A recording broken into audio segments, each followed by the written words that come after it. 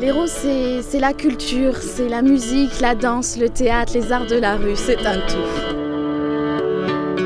Ça évoque un carrefour, cette diversité, cet accueil qui sont les deux mots importants pour moi, pour ce département.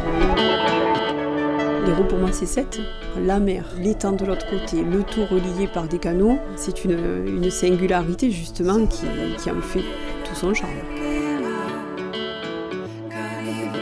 Pour moi, l'Hérault, c'est une terre d'accueil, de convivialité, de bien vivre. Et c'est évidemment une terre viticole. On peut, dans la même journée, passer vraiment d'un coin à l'autre avec des changements formidables à tout point de vue.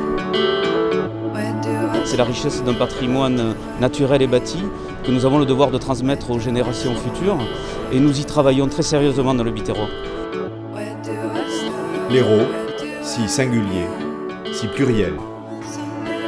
Qu'est-ce qui fédère ce million d'habitants autour de valeurs partagées?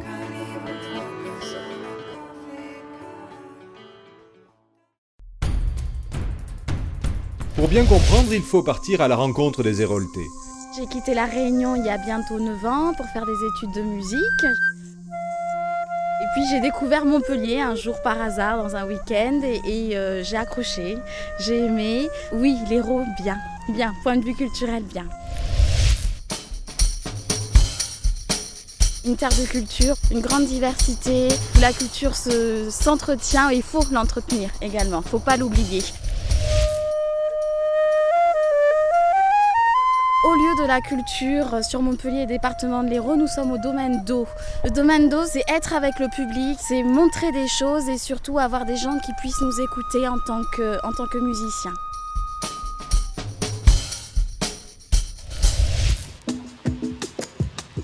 La culture dans l'Hérault ne se cantonne pas au domaine d'eau. Le Conseil général a fait le choix de la soutenir partout. Sortie ouest, lire à la mer, musée, bibliothèque et bientôt le complexe de pierres vives. Tout le territoire vit passionnément théâtre, danse, musique, mais aussi spectacles de rue ou cinéma en plein air. Ici, c'est une volonté, la culture est vivante, au plus près des Héraultais.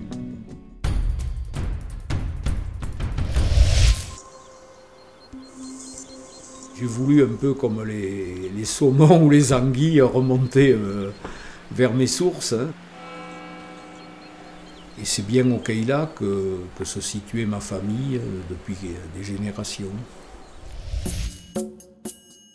Il y a un attrait particulier que beaucoup de personnes ressentent par rapport au COS, pas seulement climatique, mais les paysages, les aspects divers, géologiques, floristiques, en fait. C'est un monde particulier qui s'est ressenti comme tel, y compris par ses habitants permanents. Le Causse, mais aussi fleuves et rivières, lacs et étangs, vallées et montagnes, tout dans l'Hérault, invite aux découvertes sportives, culturelles ou touristiques. De la randonnée à la flânerie, en passant par la balade en famille, il y en a pour tous les goûts, toute l'année, sur tout le territoire. Une diversité rare, atout majeur pour l'attrait du département.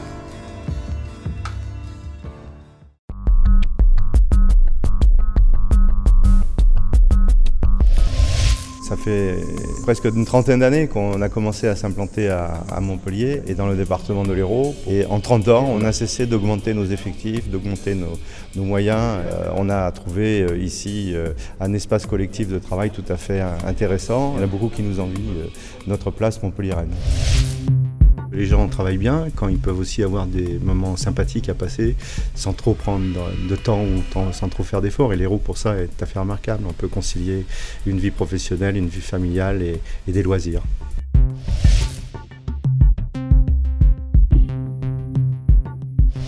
Le département investit massivement pour permettre chaque année à de nouvelles entreprises de s'installer dans l'Hérault. Mais pour faire face à l'afflux de population, plus de 1500 nouveaux habitants chaque mois, il faut sans cesse adapter les infrastructures. Tramway, autres transports en commun, pistes cyclables, déviation ouest de Montpellier, le Conseil général est sur tous les fronts. 2 exemples, l'aide au développement des infrastructures et des transports dans le cadre du projet Campus et l'implication du département dans le futur pôle international de l'eau. Je suis né à Sète en 1953, ça fait 20 ans à peu près maintenant que je suis à la pêche. Voilà, donc à la pêche sur l'étang de Thau.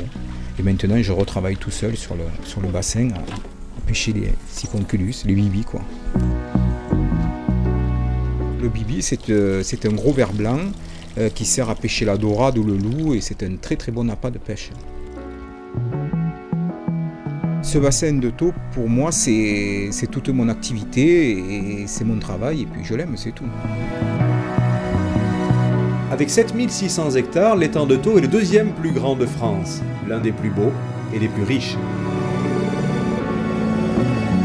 Sète, en fait, où on l'aime ou on la déteste, mais en aucun cas elle ne peut vous laisser indifférent. C'est une ville qui a un fort caractère, et c'est ça qui me plaît dans Sète.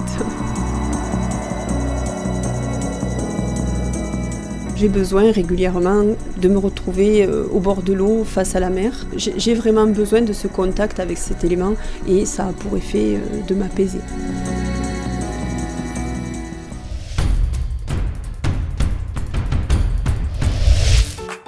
Les 100 km de littoral, vitrine économique et touristique de l'Hérault, font l'objet de toutes les attentions du département. Sète, la ville de Brassens, mais aussi le premier port français de pêche en Méditerranée, bénéficie largement de cette manne. Réensablement, aménagement des lits d'eau, soutien à l'économie qui découle de la mer, mais aussi des 15 600 hectares d'étangs, un enjeu majeur. Car que serait l'Hérault sans son littoral ?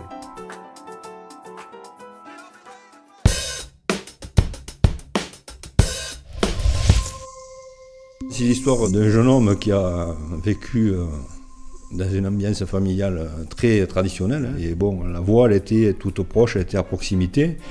Et cette voie, ça a été une passion pour la viticulture.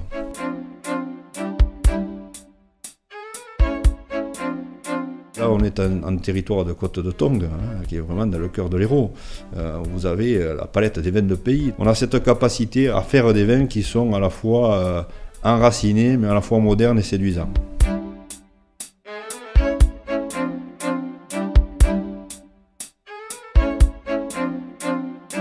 Pour moi, être femme de vigneron, c'est toute une aventure parce que ce sont des gens qui sont riches dans leur culture, ce sont des passionnés, ce sont des travailleurs et tout ça me plaît énormément.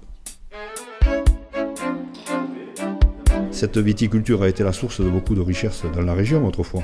Et elle a quand même pas mal subi de griefs, on a pas mal souffert. Et aujourd'hui, ce qui est très important, à mon sens, c'est d'être acteur positif dans le sens de la reconnaissance. Et pour cela, il faut être disponible pour les touristes, il faut les accueillir, il faut leur expliquer comment on fait le vin, il faut passer du temps avec eux. C'est vrai que c'est à quoi je pense quand je suis dans les pierres du domaine et quand je suis dans le vignoble.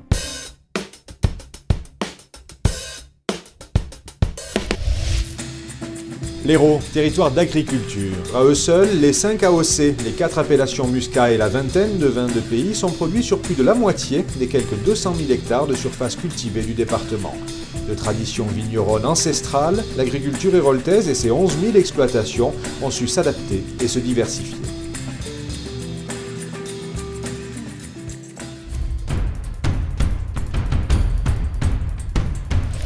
Je suis agent immobilier et promoteur à Béziers depuis 30 ans.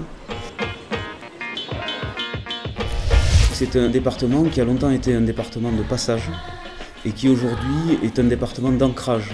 On fait passer une passion du lieu dans lequel on se trouve. Il y a une sorte d'appartenance à ce lieu qui est très forte et à laquelle les gens qui arrivent de l'extérieur sont sensibles. Je travaille sur des biens anciens qui sont construits depuis parfois plus d'un siècle ou deux. On voit quand on se promène dans les rues de Béziers des hôtels particuliers extraordinaires qui font la spécificité de l'architecture locale et qui ont été bâtis sur la viticulture locale du début du 19e.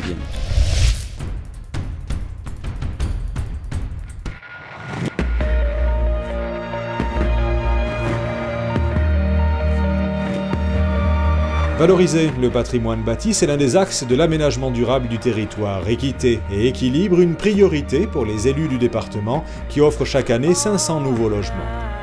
Un exemple, Valcordia, un projet exemplaire d'aménagement concerté de 8 collectivités du centre Hérault qui concilie un habitat raisonné avec des modes de transport adaptés et des équipements variés.